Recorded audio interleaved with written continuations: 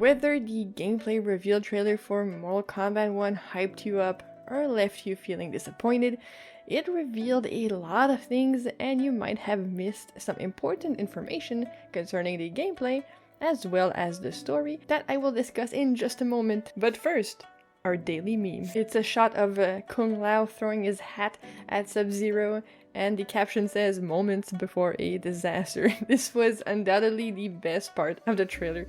It was so freaking funny, and the callback to Kung Lao figuring out that he can throw his hat and then realizing that if he wants to hurt opponents, he's going to have to put some kind of weapon around it, you know, like a blade, let's say. So that was really cool. Really enjoyed that moment. Now let's talk about Melina's retcon. She is not a clone anymore. That was a big shock, but sort of not really, because it is the reboot of the timeline. So does that mean that Shao Kahn and Shang Tsung aren't actually alive in this reality?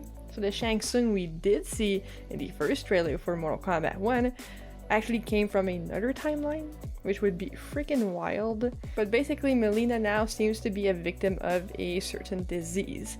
And side note, like this video if you would 100% take that chance, because I would. And maybe their cottons don't exist in this reality either, or maybe they're just diseased as well. That's gonna be interesting to see how they go about this story in the game. The second thing, still about Melina, it has a command grab string that switches sides. So something I noticed with Melina's gameplay is she always tends to have grabs at the end of some of her attack strings, and this game seems to have it too, so I'm happy about that. I think it makes the gameplay fun, it adds some mind games, you know, if you want to do it on block and stuff like that. And this one also switches sides, so it's very cool. The third thing you might have missed is the combo breakers. So combo breakers are back in the form of cameos, and that's actually pretty neat.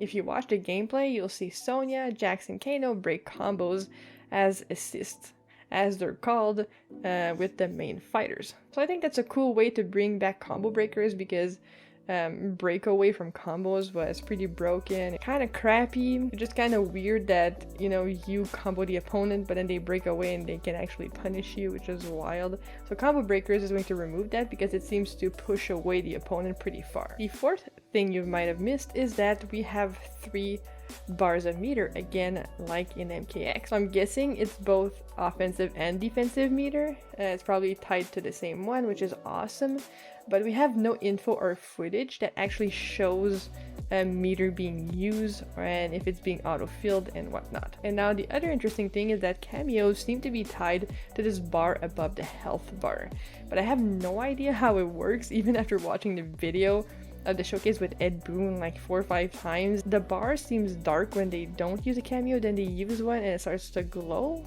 and after that, who knows? Let me know in the comments if you have an idea of how this will work.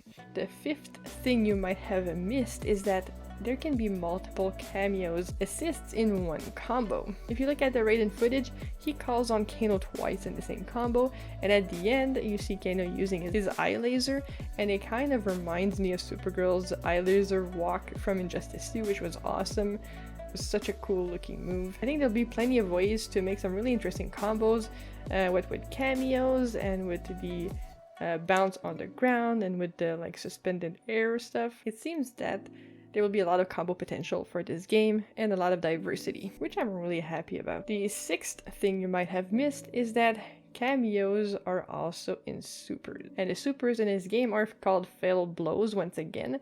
Just like in MK9 and MKX, the supers were called X-rays. And it seems that every character has their own super, even the cameos, but it seems the game will mash both of them together unless NRS actually thought of every possible combination of cameo and main fighter and rendered that, which would be completely insane. I just think the game will show the first super of the main character or whatever, and then show the super of the cameo. The seventh thing you might not have noticed is that cameos have grabs. And I'm kind of torn here. Does that mean that your characters, your main fighters' actual grabs involve the cameos every time? Or does the cameo have a grab assist? And honestly, the cameos being the main character's grab would be so freaking cool. It would bring a lot of diversity, so every time you play, you wouldn't watch the same grab animation. So that would be kind of cool. Moving on to number 8, throws are still highs in this game.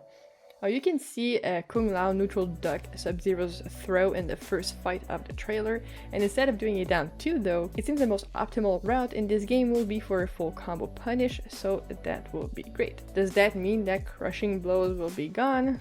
I sure hope so, because supers are long enough to watch as it is. I don't want to have to watch another slow motion X-ray in combos as well. Number 9 in what you might have missed in this trailer are enhanced moves. Now that one was hard to catch, but it seems that enhanced specials are back, and of course they would be because we do have meter in the game. You can see Liu Kang do some enhanced special as well as Ken Shi. Though it seems that it's way more muted visually, the character doesn't glow or anything like that, but if you listen carefully there is a definite sound.